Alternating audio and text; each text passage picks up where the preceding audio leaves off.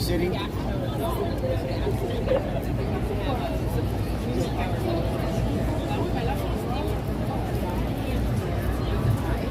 Bryant Park 2025. Bryant Park 2025 picnic performances. And it's a weekly series on Friday around 7.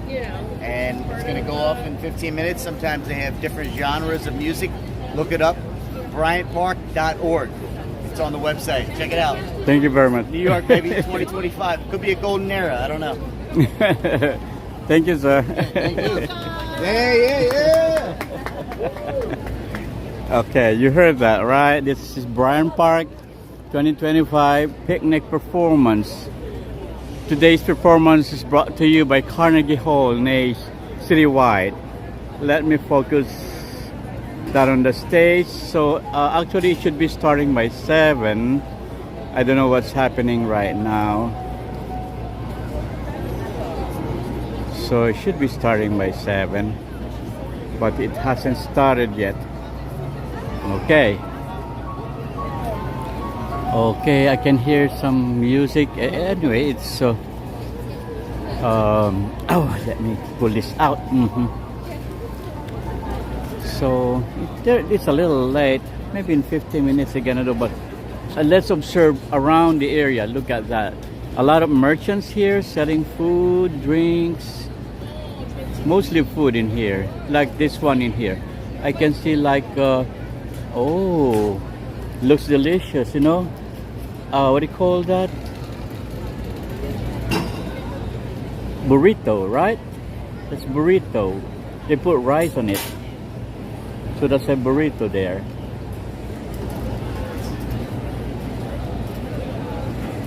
Okay.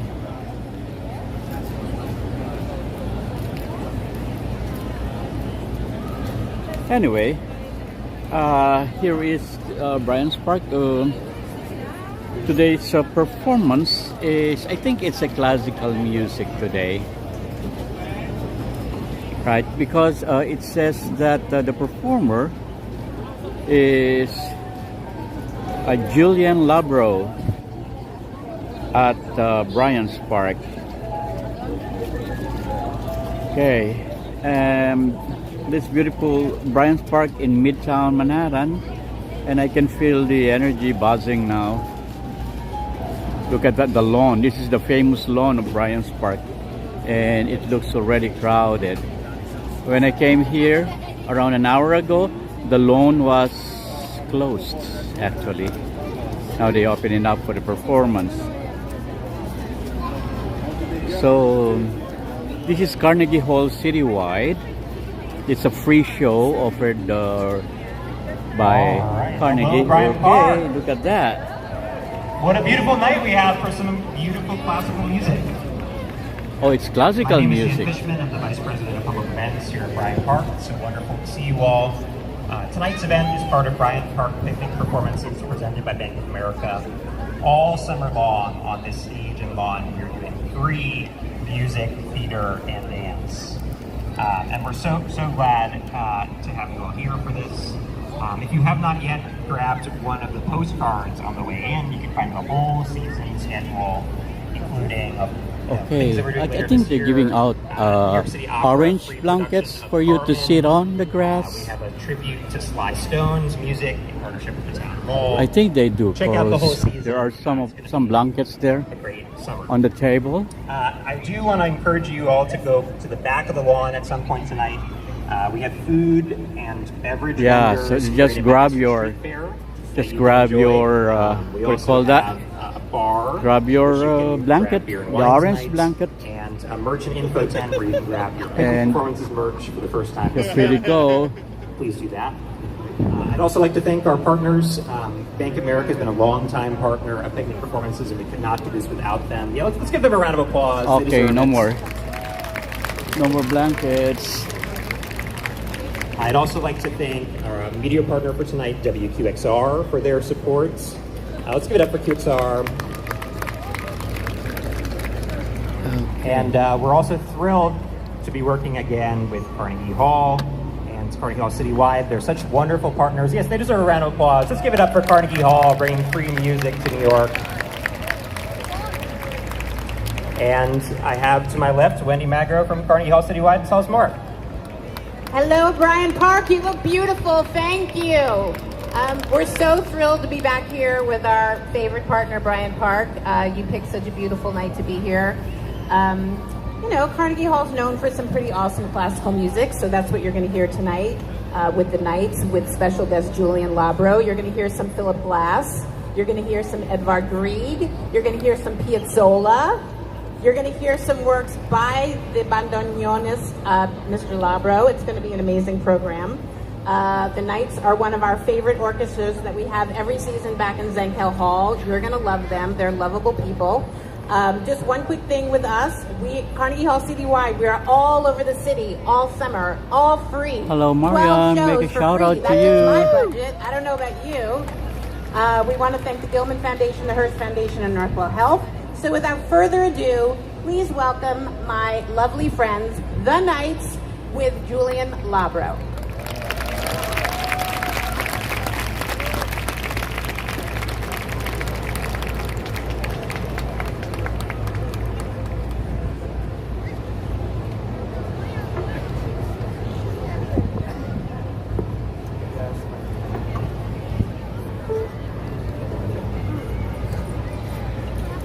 Mega shout out to Mariah Sampson.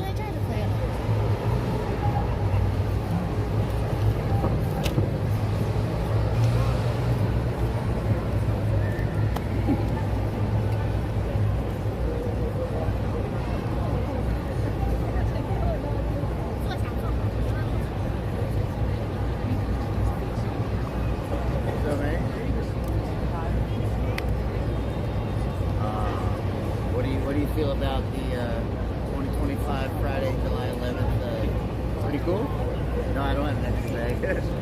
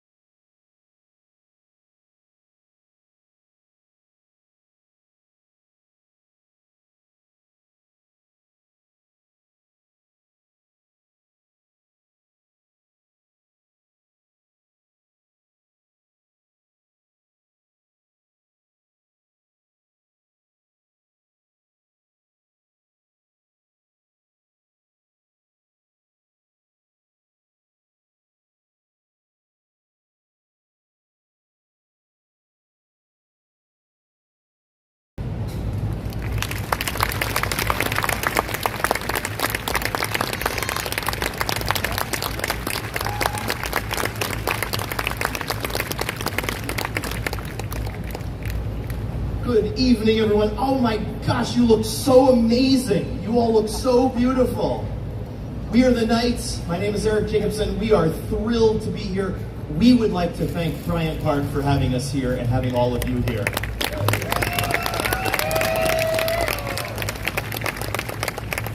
And truly, one of the greatest music halls in the world. People that make this happen, thank you to Carnegie Hall for having us here as well. We have such a fun concert. We started with a piece by a New Yorker, Philip Glass, his third symphony, just one of the pieces we love to play. And actually, we're going to play this at St. Kell Hall at Carnegie in just a few months. Hope to see you there. And we're moving on to one of the greatest bandoneon accordion players. We're so thrilled to have him. Please welcome to the stage, Julien Labro.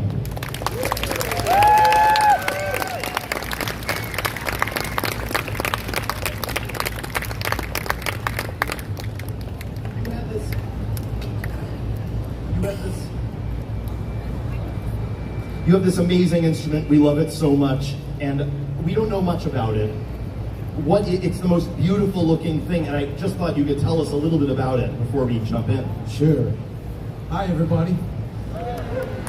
This is called a bandoneon. So it's not a cash register or some type of, pasta maker. You should hear the answers. The questions I get at the airport through TSA.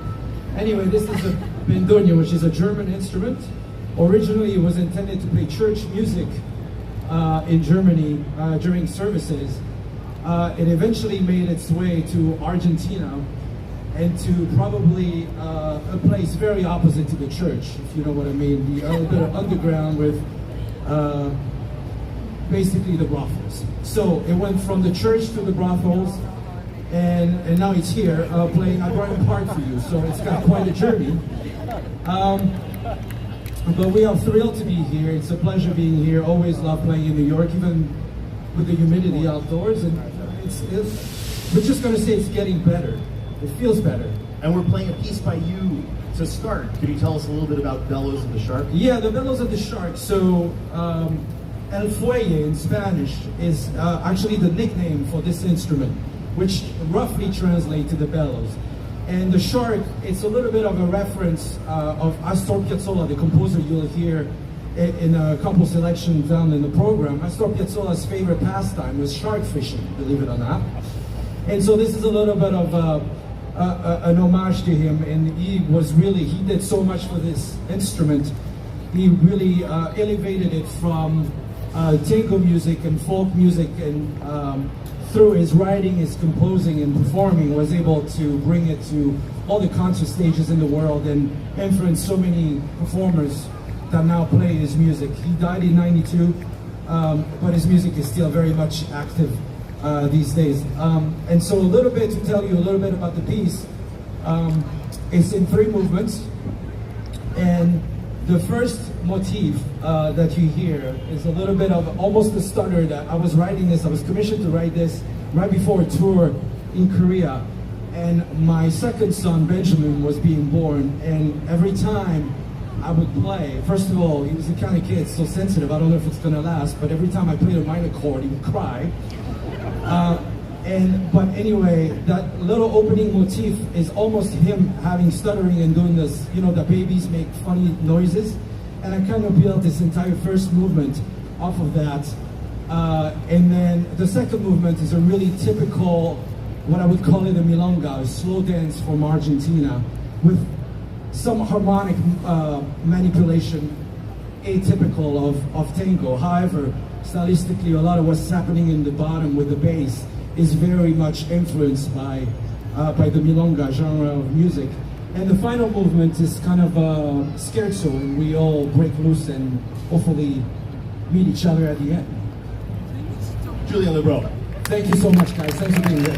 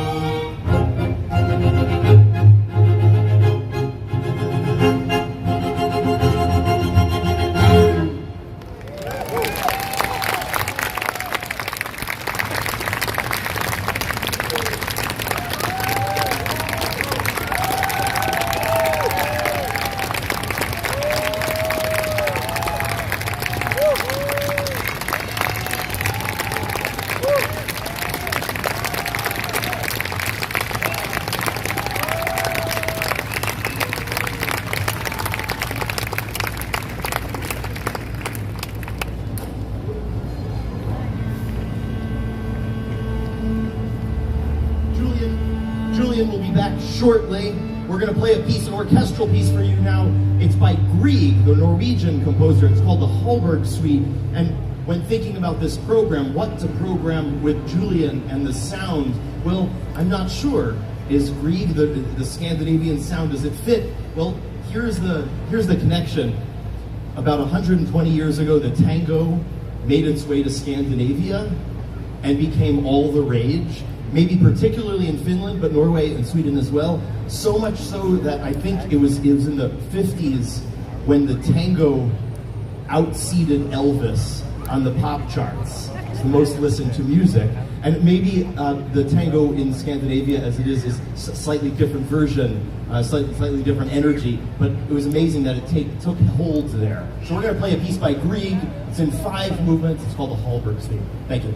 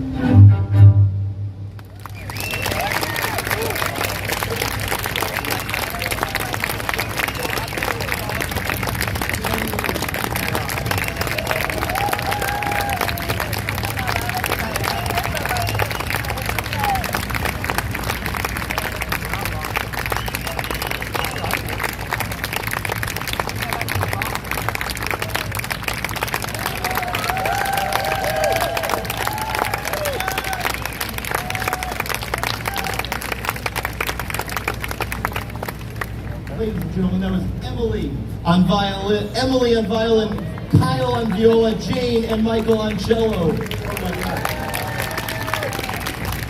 Please welcome back to the stage, Julien Labro.